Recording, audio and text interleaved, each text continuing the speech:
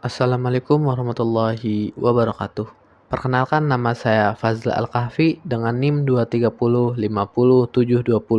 Pada kesempatan kali ini saya akan menjelaskan tentang tahapan design thinking dengan studi kasus pembuatan aplikasi pemesanan makanan online. Baiklah, apa itu design thinking? Memahami kebutuhan pengguna untuk solusi kreatif. Design thinking adalah metode pemecahan masalah yang berfokus pada pengguna untuk memahami kebutuhan mereka secara mendalam dan menciptakan inovasi yang inovatif dan kreatif. Oke, selanjutnya ada tahap design thinking, memahami proses kreatif yang berfokus pada pengguna. Itu terbagi menjadi 5 bagian. Yang pertama ada empathize, yang kedua ada define, yang ketiga ada ideate, yang keempat ada prototype, yang kelima ada test. Oke, selanjutnya yang pertama ada empathize. Tahap untuk memahami kebutuhan, perasaan, dan kesulitan pengguna melalui observasi dan wawancara. Pada tahap empathize, kita berusaha memahami perasaan, kebutuhan, dan masalah pengguna. Misalnya dalam studi kasus aplikasi makanan online, kita melakukan wawancara dengan mahasiswa dan pekerja kantoran untuk mengetahui kendala mereka dalam memesan makanan. Ternyata banyak yang mengeluh soal waktu tunggu yang lama dan kesulitan menemukan makanan murah di dekat kampus atau kantor. Dan yang kedua ada define, tahap untuk menyusun masalah utama berdasarkan hasil empati agar dapat difokuskan dengan jelas. Setelah memahami pengguna, kita mendefinisikan masalah utama. Berdasarkan hasil observasi, masalah yang ditemukan adalah pengguna kesulitan mencari makanan dengan harga terjangkau dan waktu pengantaran cepat. Dengan perumusan masalah yang jelas, kita bisa fokus mencari solusi yang tepat sasaran.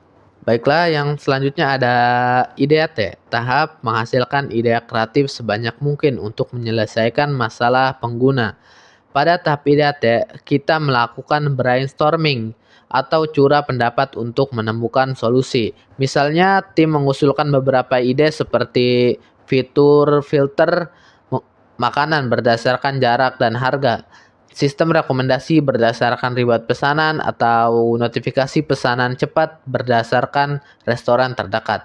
Semua ide dicatat tanpa dinilai langsung agar kreativitas tetap mengalir.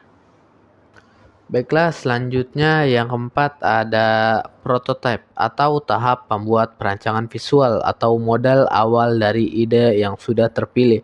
Setelah ide dikumpulkan, kita membuat prototype atau rancangan awal. Dalam kasus aplikasi ini, tim membuat tampilan sederhana dengan fitur pencarian restoran terdekat, daftar menu, dan tombol pesan cepat. Prototipe ini biasanya dibuat menggunakan alat seperti Figma atau Canva agar bisa diuji oleh pengguna.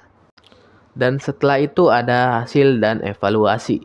Setelah melalui tahap uji coba, tim akhirnya mendapatkan hasil akhir berupa aplikasi pemesanan makanan yang lebih efisien dan ramah pengguna. Evaluasi dilakukan secara berkelanjutan agar aplikasi bisa terus berkembang mengikuti kebutuhan pengguna di masa depan. Baiklah, kesimpulannya adalah design thinking membantu kita menciptakan solusi yang berpusat pada manusia. Dengan melewati 5 tahap, empathize, define, ideate, prototype, dan test, kita bisa memastikan ide yang kita buat benar-benar berguna. Pendekatan ini bukan hanya sekedar untuk desainer, tapi juga bisa diterapkan di bidang teknologi, bisnis, bahkan pendidikan. Baiklah, mungkin hanya itu saja yang bisa saya sampaikan.